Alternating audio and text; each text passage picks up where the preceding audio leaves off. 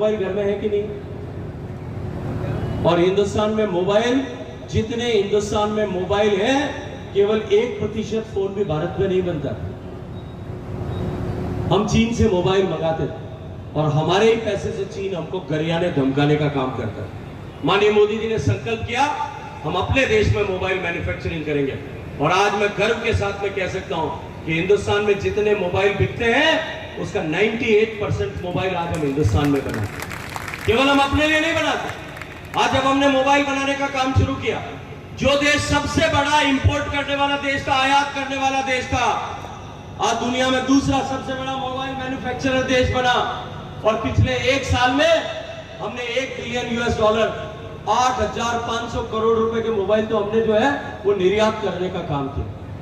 अब हर घर में मोबाइल है, लेकिन गहलोत साहब कहते हैं कि अब हम एक मोबाइल महिलाओं को और देंगे। आपको मोबाइल की जरूरत है क्या? आपके पास मोबाइल है कि नहीं है? जब आपको मोबाइल है तब दूसरे मोबाइल की आपको जरूरत है क्या? बिना मतलब लोगों को परेशान करना और अपनी फोटो देखने के लिए, भाई आपे मोबाइल में किनो फोटो लगा रखा, घरानो लगा, ये राम जी लगा रखा, ये हनुमान जी लगा रखा, ये सारणेश्वर जी लगा रखा, ये गुरु महाराज लगा रखा, ये कोई बीज रे चांद लगा रखा कि नहीं रखा? हमें एडो मोबाइल ऑफर का कामरो जिनमें दिन उठता है, सुबह उठता है, इन भ्रष्टाचारी सरकार का मुखिया अशोक गहलोत साहब फोटो दिखा राखो गए एडो मोबाइल जेब में, बताओ मैंने राखो गए। और वो भी एक ऐसी सरकार के मुखिया का मोबाइल चित्र लगा हुआ, जिसकी सरकार में राजस्थान में 5 साल में 2 लाख महिलाओं के साथ में बलात्कार हुआ है। ऐसे अयोग्य, ऐसे नाजोगे, ऐसे जो है वो निकम्मे मुख्यमंत्री की फोटो लगा हुआ मोबाइल आप अपनी जेब में रखोगे क्या? जिसने 2 लाख महिलाओं के शील के साथ में, सम्मान के साथ में, जिनके साथ में बलात्कार हुआ है, जिसके राज में वे पुराने जमाने में ऐसा होता था, एक कहीं कोई गलत काम हो जाता, एक कोई दुराचार उतने के उतने मिलती है क्या? आपको फ्री की बिजली चाहिए या बिजली चाहिए? आपको फ्री का मोबाइल चाहिए या खेत में बिजली चाहिए? आपके घर में बिजली आती है क्या? न बिजली आती है, न महिलाओं की सुरक्षा कर पाते, और झूठे वादे करके और लोगों को बिलवाने का काम ये करते। इसके आगे भी आप लोगों को बताना चाहता हूं, ये सरकार सब तरह से फेल हो गई।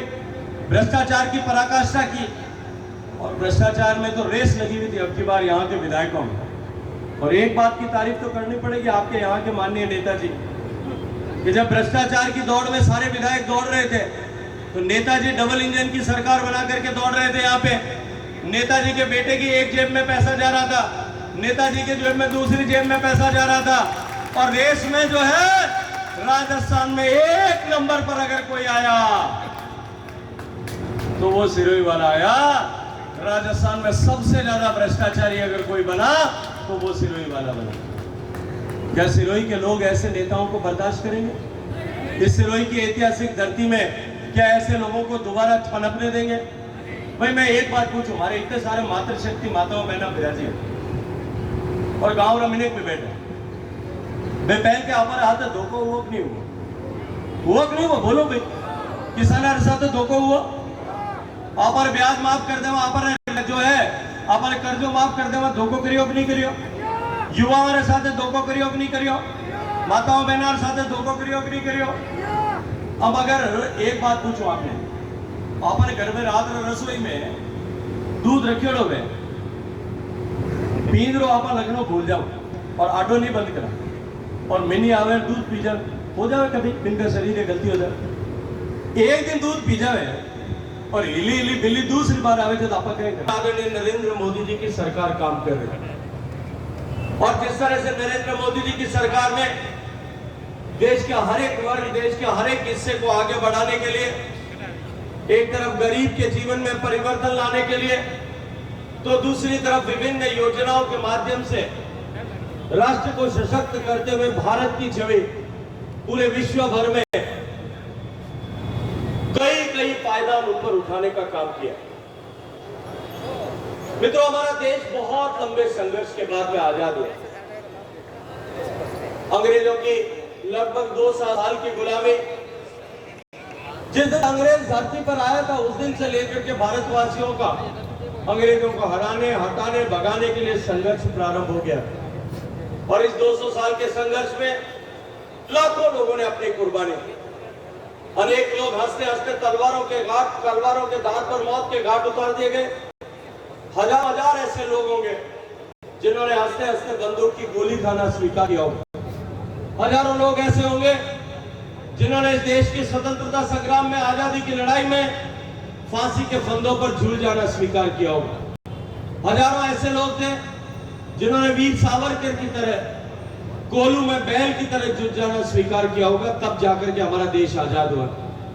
अनेक अनेक ऐसे लोग होंगे जिन्होंने जेलों में यातनाएं सही होगी, बर्फ की शिलाओं पर उन्हें लिटाया गया होगा, कोड़ों की मार सही होगी, बेंतों के प्रहार सही होंगे, लाठियों की चोटें सही होंगी, बंदूक के बट से उनको मारा गया होगा। चुनाव लड़े और फिर बाद में जाकर के और कांग्रेस सरकार में मुख्यमंत्री का सलाहकार हो गया। मुझे तो समझ में नहीं आता कि जिसके सलाहकार इतने बड़े भ्रष्टाचारी हैं, जिसके सलाहकार इतने बड़े झूठे हैं, जन राजा रहेड़ा सलाहकार हुए वो राजा केड़ो उन्होंने कोई अपेक्षा हो सके तो उनमें अशोक जी गलती नहीं, हमारे सलाहकार रहेड़ा उन्हें राम जी उन्होंने कोई इलाज अपर करने है।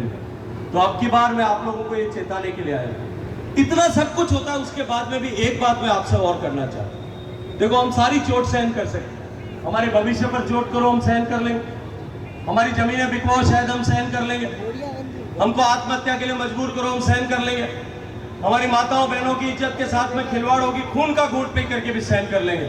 लेकिन जो हमारी धर्म और आस्था पर चोट करेगा उसको हम सहन करेंगे? पूछो, करेंगे क्या? जिन लोगों ने हमारे धर्म और आस्था पर चोट किया हम उसको सहन करेंगे क्या? इस राजस्थान में अपने वोटों को पक्का करने के लिए और अपनी कुर्सी पे बैठे रहने के लिए तुष्टीकरण का नंगा नाच इस राजस्थान की सरकार ने किया। एक तरफ आपके वोट की ताकत से बनी हुई सरकार जो है वो 450 साल से हिंदुस्तान जिस बात की का इंतजार कर रहा था कि भगवान श्री राम का मंदिर अयोध्या में बनना चाहिए था कि नहीं बनना चाहिए था? राम जी का मंदिर अयोध्या में बनना चाहिए था कि नहीं बनना चाहिए था? राम जी हिंदुस्तान के लोगों के लिए हमारी सभ्यता और संस्कृति और सनातन का प्रतीक और मान बिंदु है कि नहीं है? उस राम जी का अपमान किसने किया था? इस कांग्रेस की सरकार ने क्या किया था कि राम तो हुआ ही नहीं।